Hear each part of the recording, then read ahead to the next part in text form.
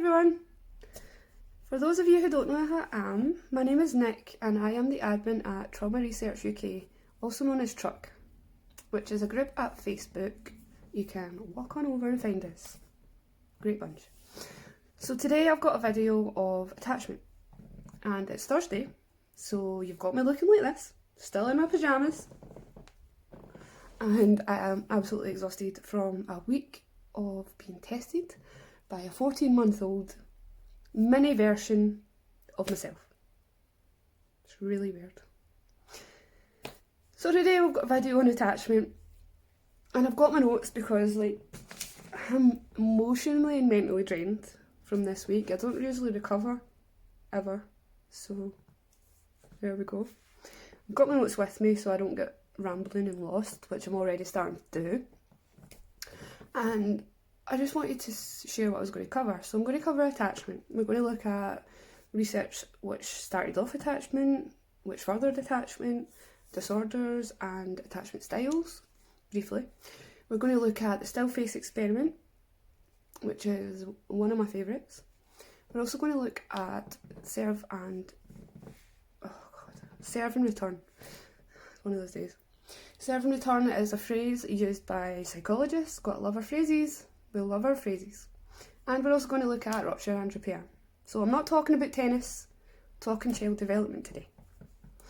So this is going to be especially helpful for members who have had childhood emotional neglect, childhood developmental abuse, traumas in childhood, adoption, and etc. And this is just the first 3 years of a child's life. It doesn't really go further than that. And I'm going to make a part 2 video which looks at my own personal sort of case study and what I had been through and how it relates to my personal trauma, which may be a bit triggering. So part 1 will not be triggering at all, hopefully. Trigger warning 0. Trigger warning for part 2, I'll keep it as light as possible, you know. Trigger warning 3-4 level out of 10. So I also wanted to say that last week I spoke with some friends about sort of these videos and the group and sort of progressions and this and that. Because you know, as trauma survivors and an overactive brain. And one of the main reasons why I haven't been doing many videos is because I don't really want to be found, right? So I don't want that ex, you know, finding me, or seeing what I look like now, or hearing me, or anything. And I don't want the birth mother to do the same. But I have no control over that, right? So, 1, I won, so why am I hiding? And 2, I just really wanted to say a big fuck you if you're watching. Fuck you. That being said, I now have this confidence that is growing daily. And so doing these videos will help me with that and has already helped, even though I've only done 3. So that was a very long introduction, to apologise. But we're going to jump right into it. We're going to be looking at attachment, we're looking at the research, and we're going to be looking at disorders and attachment styles first. So we are just going to jump straight into attachment, and we're going to look at attachment theory and overview, attachment styles and attachment disorders. Attachment is huge for every species in the world apart from lizards. Lizards, they don't need attachment. The only species, fun fact, lizards are the only species in the world that doesn't require attachment. So when a lizard is hatched, out it slithers or crawls, scurries away. Cute little buggers. And that's it. Their life is dependent on situational experiences, whether they survive or not. Not on attachment. Every other species, so penguins mate for life, lions live in packs, even birds, when they hatch, they require attachment. The baby birds have to know where their nest and their mama are at all times, and they are dependent on mama bird for their survival. But humans, now, we are a great species. We are the most underdeveloped, needy, for the longest period of time compared with any other species on the world. Yeah, right, we get that badge. So humans are actually the most dependent and the most vulnerable for the longest period of time, and that is being babies, and obviously we are covering from 0 to 3 in this video. So that's really, really interesting. When we look at attachment, we're looking at theories that were provided by Bowlby and Ainsworth in the 50s, Ainsworth in the 70s. And there's an overview and a really in-depth look at this on Truck, on Trauma Research UK, and that can be found within the group units under child development, and our child development unit is extensive. It has a lot. So we've been putting a lot on there recently. We've looked into attachment, we've provided a really in-depth overview, so if you'd like to look at that further, if you're interested in that, head over there and do so. But we know attachment is formed in the first year, and the research by Bowlby stated that consistent empathetic nurturing from the mother, it's all on us, consistent empathetic nurturing from mother is the be-all and end-all of attachment in the first year. So a nice consistent bond with baby produces an attached child. And consistency with regards to how the mum interacts or responds and expressions, we'll go into more on that in Stillface, that produces children and later adults with attachment deficits, reactions and disorders.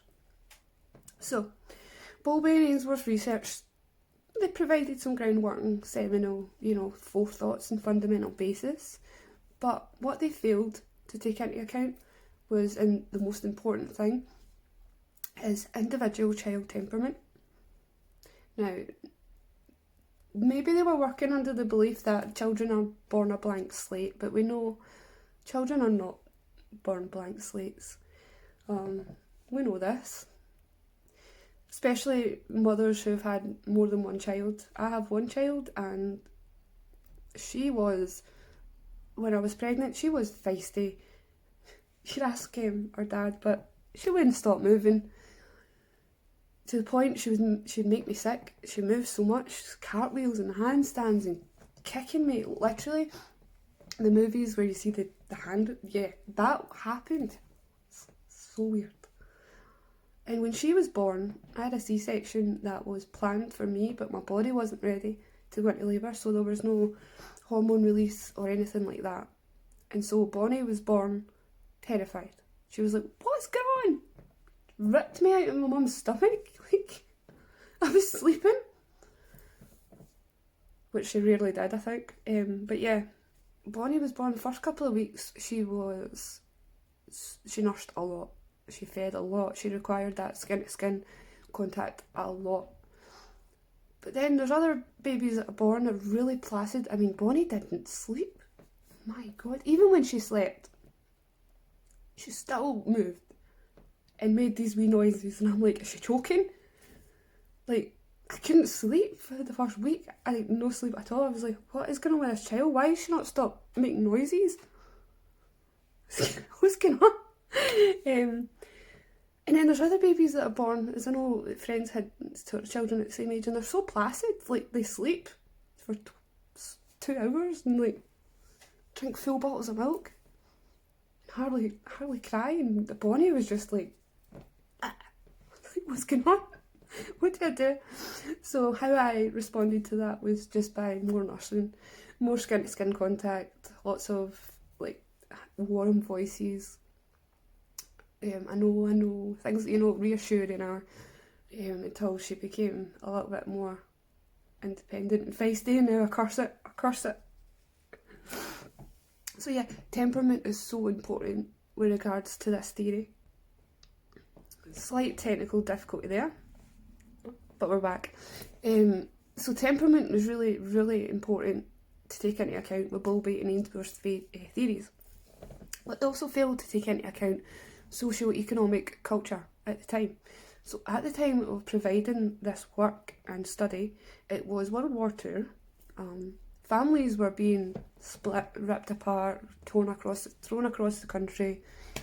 sent to safe places, children were split from both parents, fathers were sent to war, careers changed, rations, poverty and illness.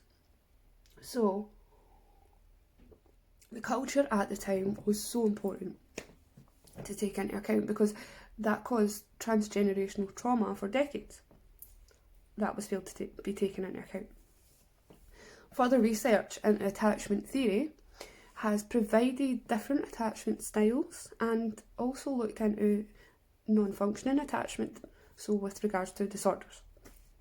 Now there are 8 different attachment styles, and I probably cover each of them in different situations, apart from secure. There is only one secure attachment, the rest are insecure, and it depends on the reaction of the individual, whether it's disorganised, ambivalent, etc. And more on attachment styles can be found in our group. I'm not going to go into this in huge detail because there is a lot of resources in Truck, but I may go into it in a little bit of detail in our next part 2 video when I look into my own adoption story and my own attachment. So obviously I'm going to explain them in order for you to understand where I'm coming from and why. So research that furthered attachment theory looked into disorders such as reactive attachment disorder and disinhibited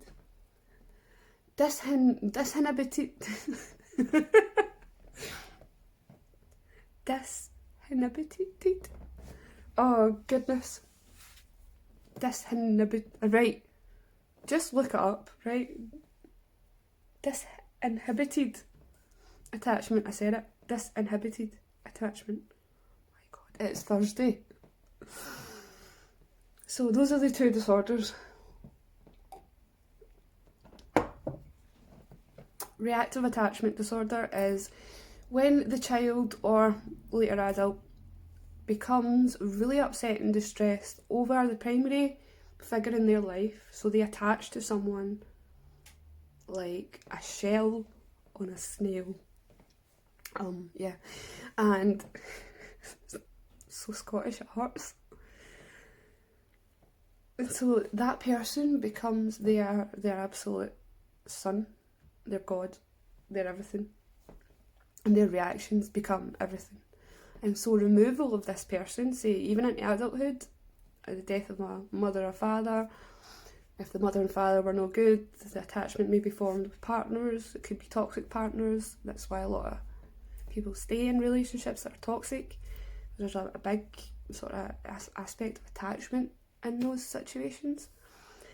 But those were the 2 sort of disorders that were put forward, and there is lots more information on them, minus my really bad enunciation. But in terms of trauma occurring in childhood, the most important need is attachment. But that also means it's the most destructive if it isn't met. And that also furthers into neglect. And neglect is said to be the number 1 cause of psychiatric illness, and the most devastating if it occurs. Because we have that need, that desire. It's an animalistic urge within each and every human being, especially as babies. And Freud looked at her or his, I don't want to do this before the light goes off, her or his majesty the baby, and how as parents we need to put the baby first every single time. So no matter what is going on in one's life, whatever stressor or environmental trigger or mental illness or financial pressure, that is said to have to be put aside completely, and all attention and responses to be constantly at baby, the majesty. And that's great. But what about postnatal depression? What about postnatal psychosis? The first 3 months are so difficult having a newborn. And this can be really important for survivors to sort of put into context a little bit and even help them parent I know myself, with a lack of facial expression, and I'm not going to ramble, but with a lack of facial expression, I've had to really work on acting again. So providing facial expression with tone, with what I'm saying, even in the videos help, of course. But there's not just me that suffers like issues like that. Postnatal depression, postnatal psychosis. The first 3 months, there were studies that were completed, and the first 3 months have shown that mothers, even healthy mothers, responded effectively to their newborn's need 30% of the time. So that's completely normal, and attachment theory, developed attachment theory, takes this into account. Completely normal that a first time mum, even a second time mum, because no baby's the same, fails to interpret the baby's cries properly for about 12 weeks. And I know about the 11-week mark with me, it totally changed. I felt like I had leveled up. It was like level 2 mum, yeah. So we know that attachment is the most important need, but also the most destructive. And with speaking there about my facial expressions and issues with postnatal depression, I'm going to further this in the next section of the video on the still face experiment. This video is also going to contain inner little videos by some theorists. We've got, obviously, my mate, Gaber mate. We've got Alan Shore, and we've also got Suzanne Zedick videos within this, just to further explain attachment, still face, and rupture repair, and serve and return. So we'll put those in. In terms of neglect, I am going to put that in more detail in different videos, because neglect, there's 4 different types of neglect, and neglect as a theme and a topic deserves its own video. This video does cover some aspects of neglect, especially when I speak next about the still face experiment, but there's many more layers to neglect than just facial expression. So when we look at the still face experiment, this is a hugely important experiment in terms of child psychology, and one of my favourites. It can be really difficult to watch. There's a few videos on YouTube just of different universities and different practices doing this experiment. It has been repeated numerous times and yielded the same results. The still face experiment involved a mother and her baby, a baby under 1.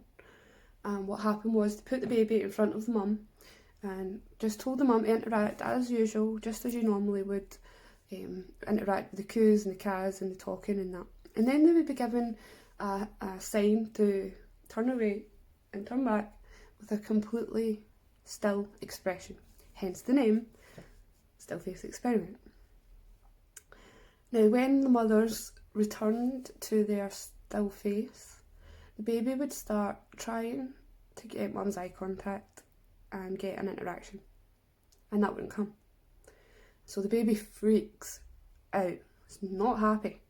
Remember, babies are driven by their ego. This baby is driven by its innate need to have attachment, and this attachment figure, the primary figure, now there is sort of controversy between, is there one primary attachment? Does there need to be 2?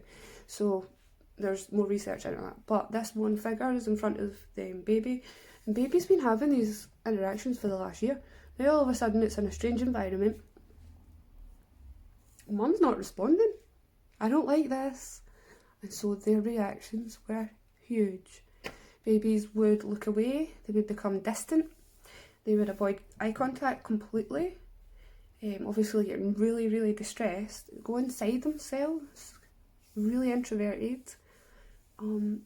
I've got this in a video, so I'm going to include a video here by Suzanne Zedick. Now, Suzanne Zedick, if you don't know who she is, you should look her up. She's great in terms of child development. She's brilliant in the way that she explains things. And if Suzanne is watching, hi, would you like to collaborate? Anyway, watch this video on the still face. It's only a couple of minutes long and it shows you what the experiment looked like. and its findings.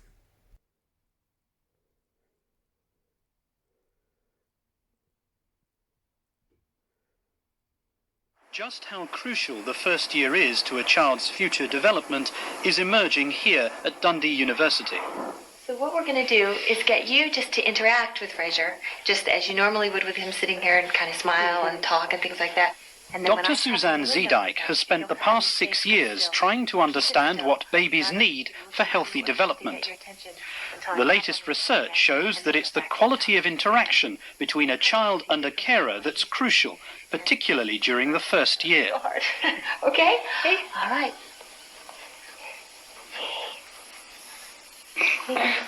Well, if you see, we've got this looking conversation going on. Baby's looking at mom's face. Eye gaze is really tight, smiling, really intense kind of looking here. Okay, so we've got a conversation going on. Hi, is that good? What the baby is getting from this kind of interaction is it's learning that that what it's doing has an impact on what other people are doing, so that when it looks at mom, mom looks back at it. That's the sort of thing that, although it looks very, very subtle, it doesn't look like a lot, it's these kinds of things that are crucial to interaction at this age. To show how a child's sense of well-being is dependent upon the quality of interaction, Dr. Zedijk has asked this mother to stop responding to her baby. The child's reaction demonstrates what happens if it does not receive this kind of stimulation. So here, mom's face is now being held still. She's not responding to what the baby's doing. And you can start to see the discomfort of the baby. See how it looks away? It now looks really withdrawn and kind of despondent. It checks back with mom. She doesn't smile. It tries. It even tries a smile. She doesn't respond. Its smile goes away. The baby's looking down. It's not even trying to interact. If this goes on and on and on over a long term, you're going to get a withdrawn child who doesn't understand that other people will interact with it. And if it doesn't understand that other people interact with it, you don't have a healthy person. So the still face experiment is one of my favourites. It's in the list of the top 10. And I really love it because it can help survivors of trauma to realise that even in the first year, facial expression or lack of alone can produce a plethora of different symptoms later into adulthood. Give me a second. So the interaction and response between one's caregiver in the first year is huge. It has to be consistent, it has to be nurturing and empathetic and warm, playful, all of these things. But as we know, the first year of a child being born isn't all like sunshines and rainbows. I didn't know this. Maybe other people don't, so it'd be good to explain.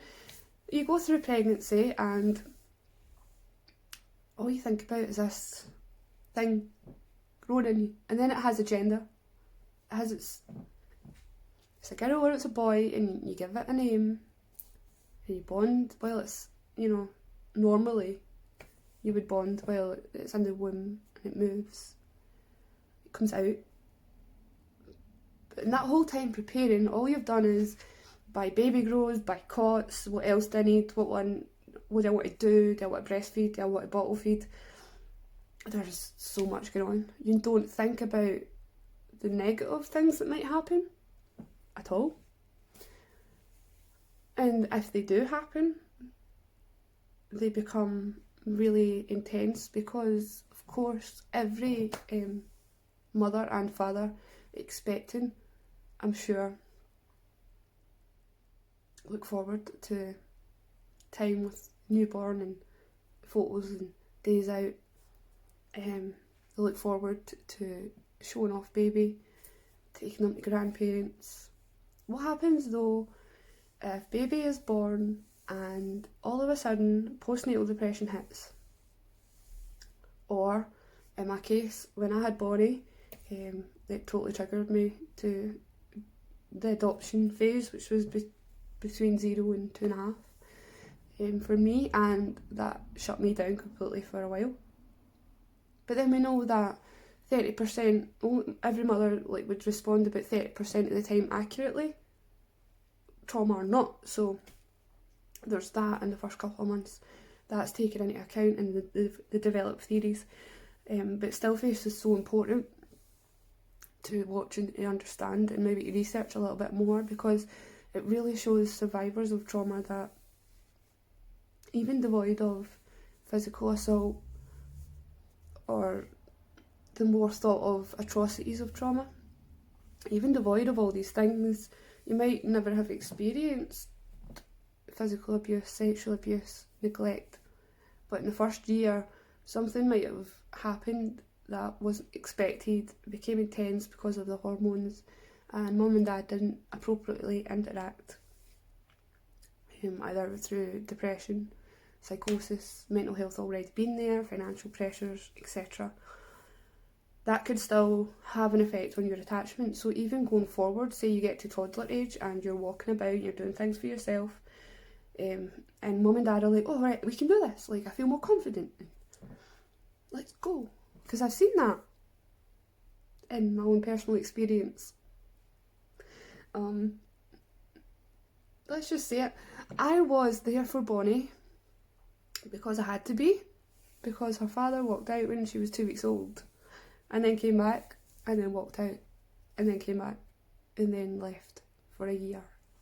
So I never planned for that when I was pregnant. Funnily enough, it was a surprise. But it was a huge hit to the stomach. It was crazy. It was crazy. It was really crazy. So I just had a C-section. I couldn't sit up. I couldn't get to my baby in time because nothing was quick enough. Making all these noises, when does she ever stop? She was, like I said, she was go, go, go, and I just had major surgery. And so, not only that, I'm feeling vulnerable because I couldn't protect myself or my baby. Dad left while I was breastfeeding, so the control issues there, the abandonment, it's so layered, in my own experience, and I know that this happens. From his side, I remember him telling me when I was pregnant, he's like, I'm so scared, I'm not going to be a good dad. So, I was like, what do you mean? You've got the motivation there, and I see what you're like with the dog, come on. How weak. Anyway, he was so loving with the dog and all that. I thought when baby comes, he's just going to fall into it naturally. It didn't happen that way. It didn't happen that way at all. Baby came, and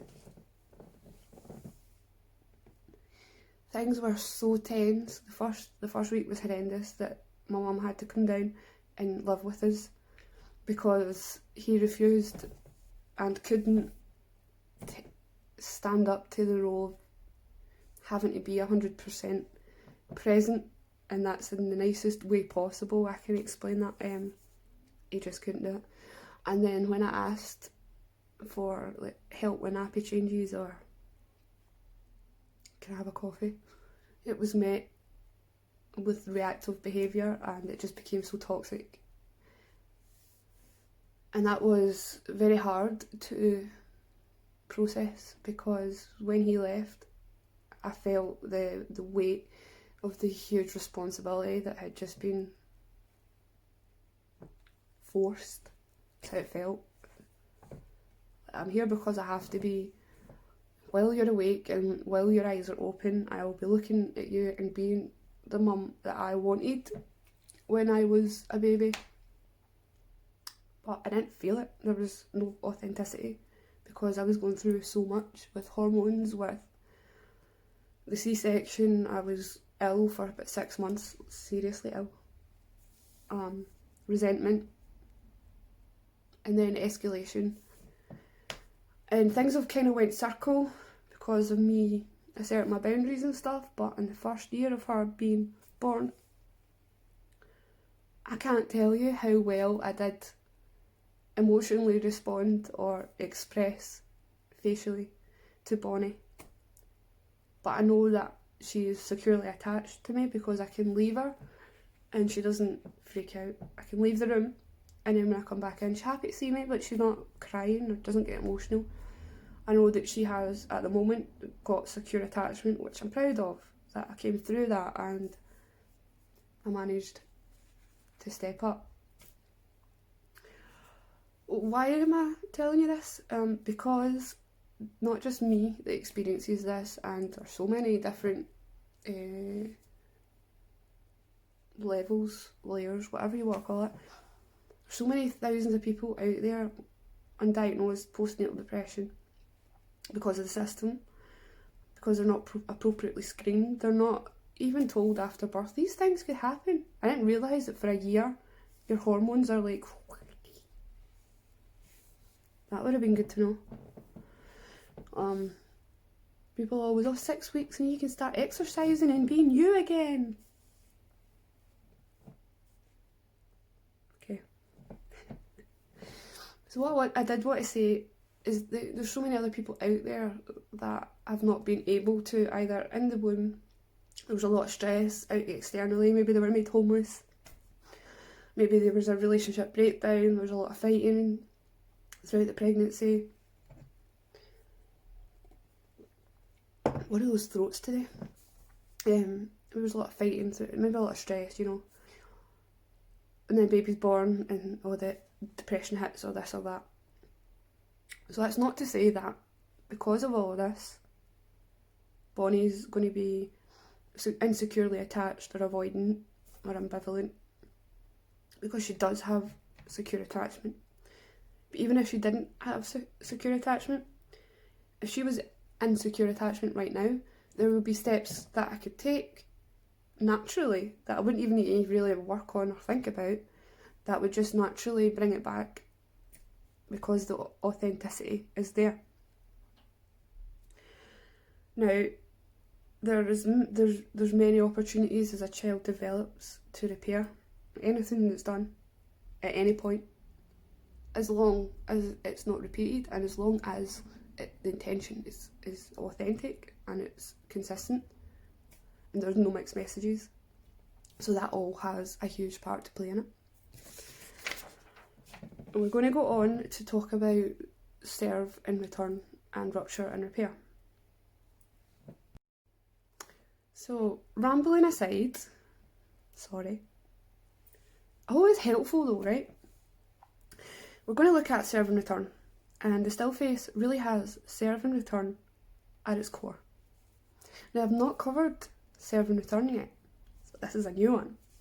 New material. Okay. Serve and return basically is when baby is saying a need or crying or pointing, you know, and mum or dad or caregiver respond appropriately and consistently to that need. Big words here. Appropriate, consistent, child temperament. All of these are taken into account here. So with Bonnie is feisty. So it's difficult. Yeah. Mummy's feisty, Bonnie's feisty.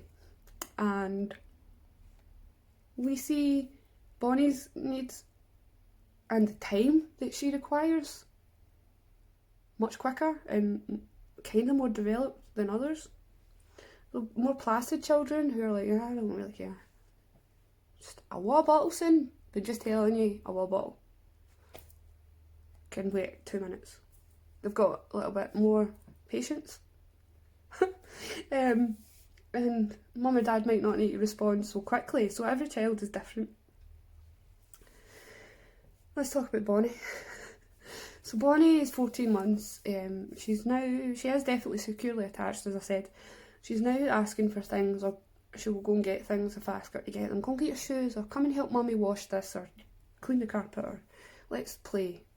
We've got all these different interactions. So we've got the play interaction. She knows when I make certain noises and when I look at her certain ways that I'm coming to get her, or I'm going to tickle her, or I'm ready to play. And then she knows when it's time to play herself. Now this was a structured development. This wasn't just She'd leave the baby in front of the TV because she wasn't that kind of baby. She was very needy, hungry, draining.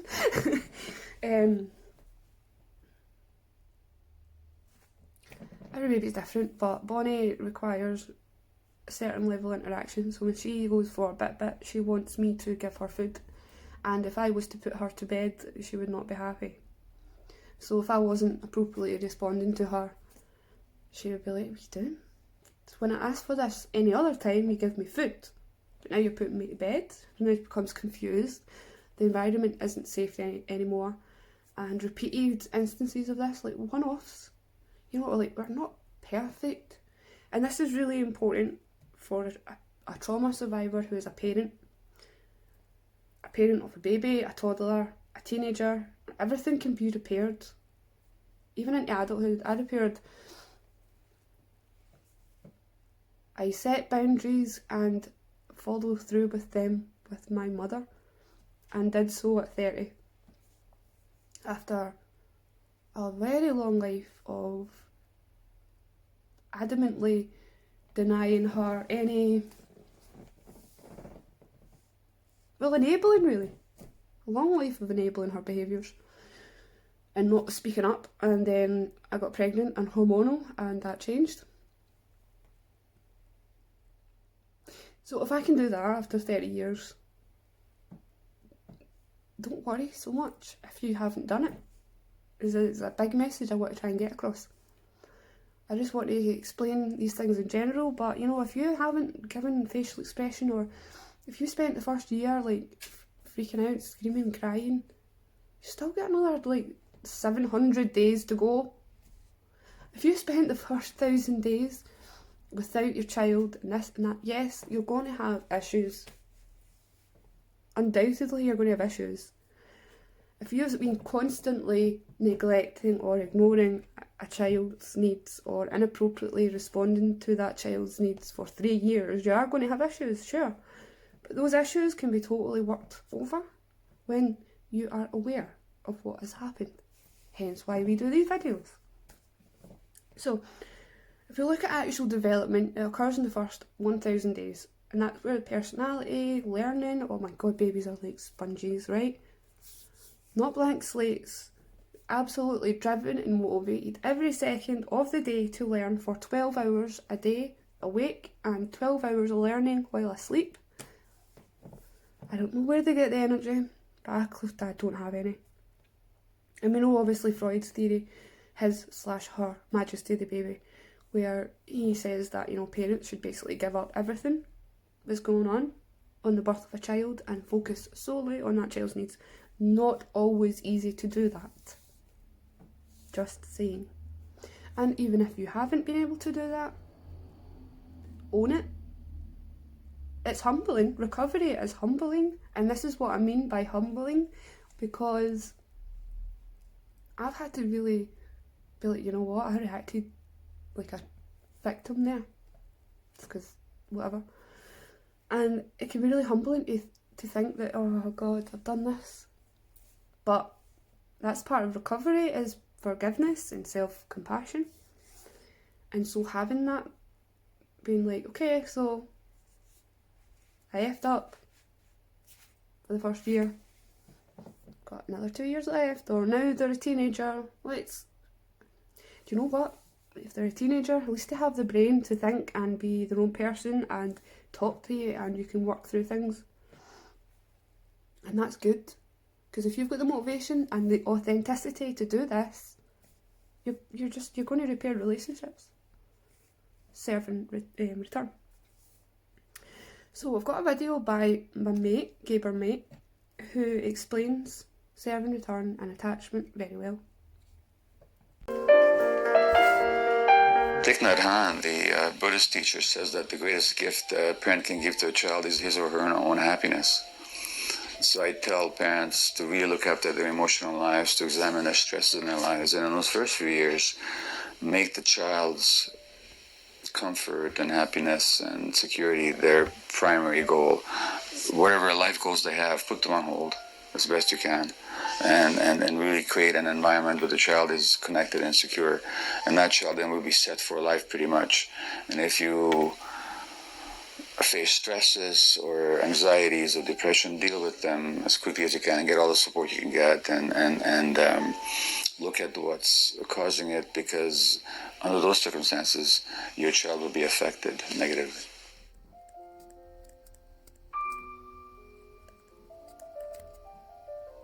It used to be thought that babies are sort of blank slates on which you can write anything you want.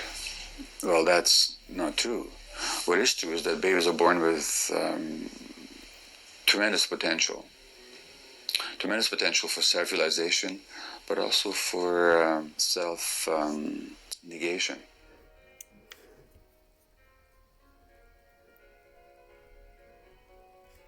One of the things that have been shown in research is that attachment patterns of the parent are predictably passed on to the child. So you can do an interview with a prospective parent a couple of years before the child is born and predict how that yet unconceived child will respond to attachment issues at 1 year of age. And then that'll predict how that child, when grow up, will exhibit attachment patterns as an adult. So it really is highly conditioned by the multi-generational emotional transactions that occur in a family.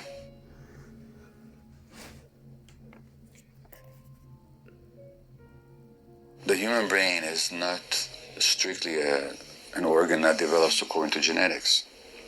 In fact, nothing is. As I gave the example of the seed. I mean, if you want that seed to grow, you have to plant it in the right kind of ground with the right conditions of light and irrigation and nutrition.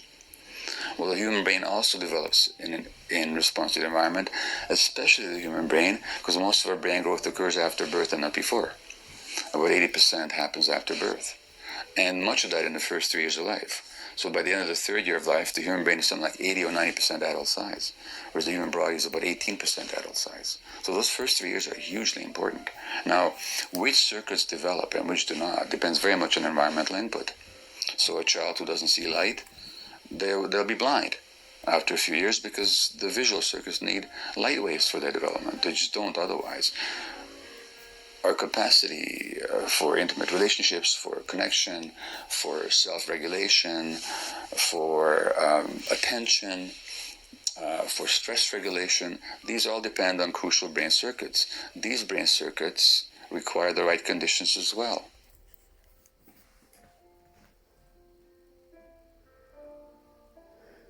The right conditions are the presence of non-stressed, non-depressed, emotionally available, consistently available parenting caregivers. We're not talking about does mother and dad love the child. That you can take for granted in most cases. Are the intentions good? That's always there.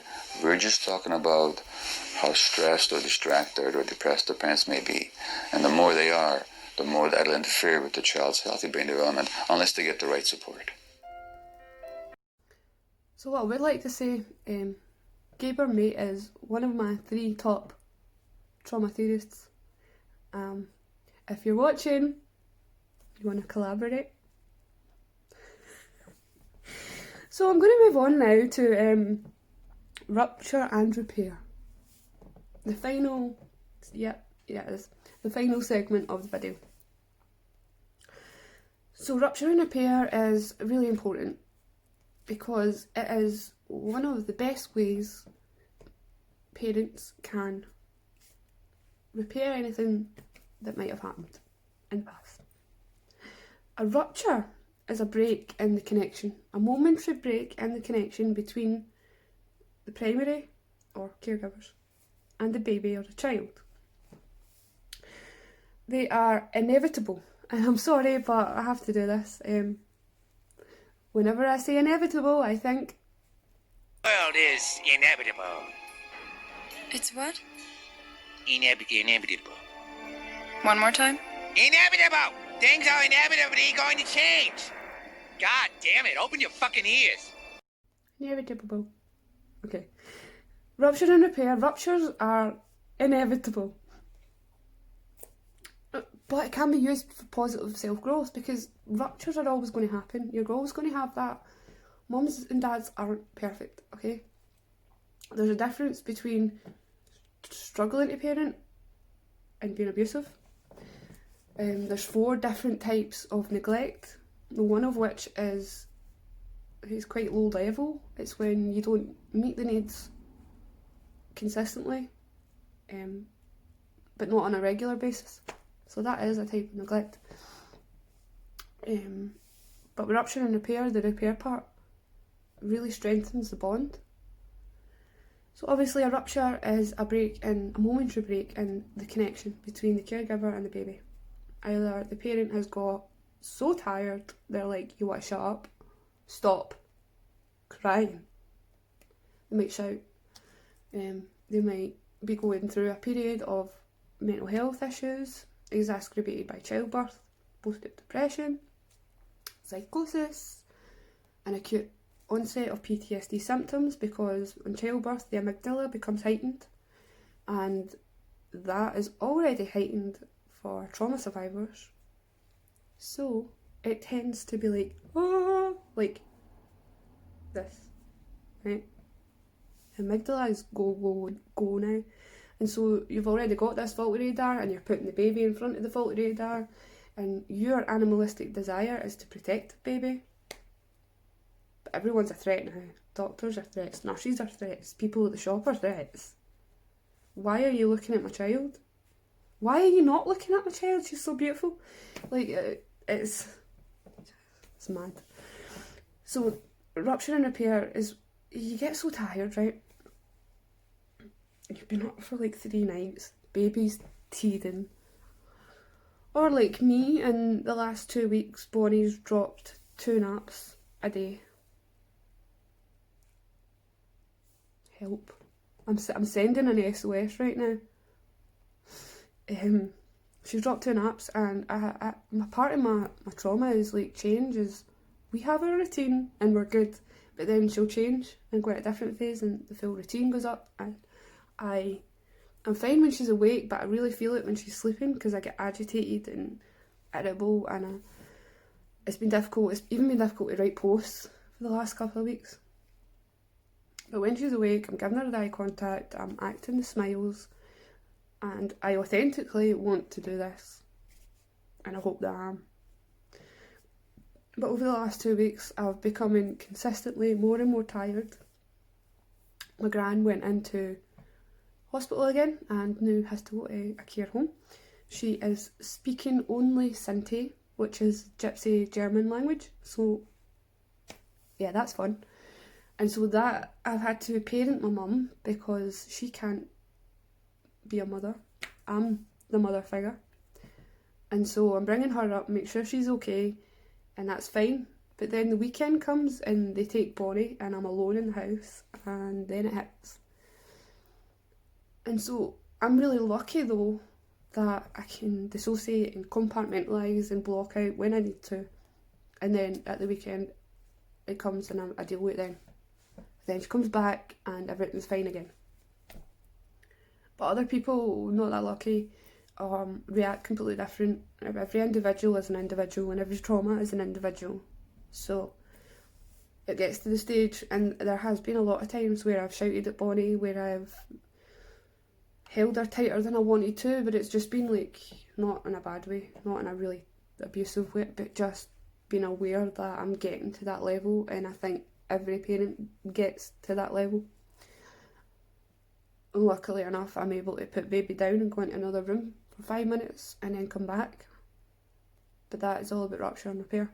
So there's going to be times where I'm so tired, it's like, I don't want to get out of this bed, my back is killing me, even sitting here like this. I pause the video so I can move position, and right now I'm having a back spasm right at the very bottom of my back, and there's times when I'm lying in bed and I don't want to get up and go and give her a bottle. Like, I can't see anything worse than having to do that, and I have to, and I hate it. And then there's times where my back's not that bad and I've had sleep and I'm really responding well, and that's the times that count. So if there is a rupture, or break in the connection, whereas you lose your temper, you shout, you may have a 7-year-old, an 11-year-old, a 16, 17-year-old, and you've said something you really regret. even in relationships and friendships, rupture and repair is so important. So when this rupture does happen, it's the repair part that really makes a difference. And the repair part comes by responding when you're aware that the rupture's occurred. So it could be a day later, could be an hour later, it could be right then and there. As soon as you're aware, the repair part comes, and a lot of times comes naturally by just a human instinct. And responding and repairing the relationship by being empathetic, by being warm, loving, accepting and playful. And I've got a video here from Alan Shore, who is a renowned theorist. A lot of his work is very detailed and in-depth, and he's a great theorist. Hey Alan, if you're watching, fancy collaborating? Anyway, Alan Shore really explains this further in his video, so here we have a look at it.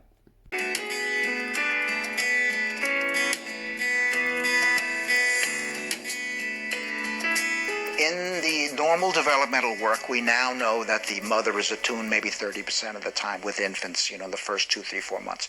So the idea that the mother is always attuned and never stresses the baby is the narcissistic fantasy.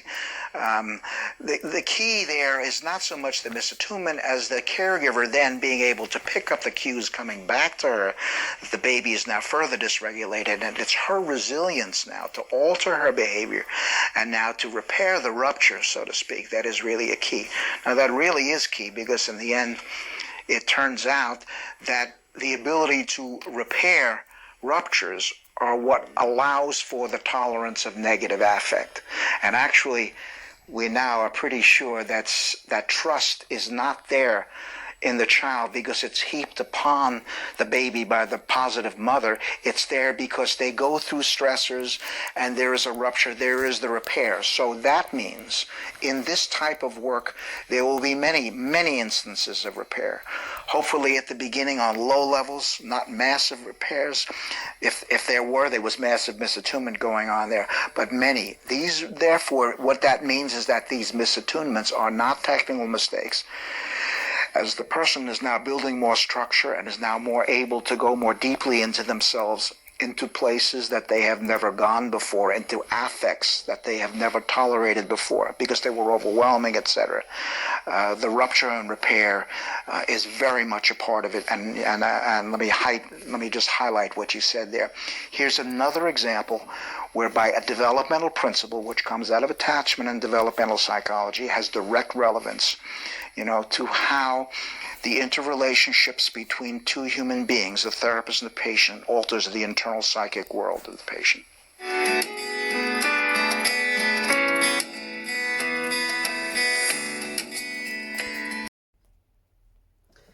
So, looking at rupture and repair, we can see why it's really important to have an awareness of it. As trauma survivors, we're also parents, a lot of us. We are children, and it's good to have an awareness of what maybe our parents went through. And in a lot of cases, there is no excuse. There is no excuse for abuse, full stop. One event is one too many, right? But it's so layered, it's so multifaceted, and there are so many different things to kind of take into account. But just to bring everything together, we looked at attachment, and we know that attachment forms in the first year. We looked at attachment having to have a consistent approach in order to form, and if not, we see anxious, ambivalent and disorganised attachment styles form, and the potential of disorders. So reactive attachment disorder and disinhibited reaction disorder. Okay. The importance of still face was also explored, and the importance of facial expression. And the first year is so important for that.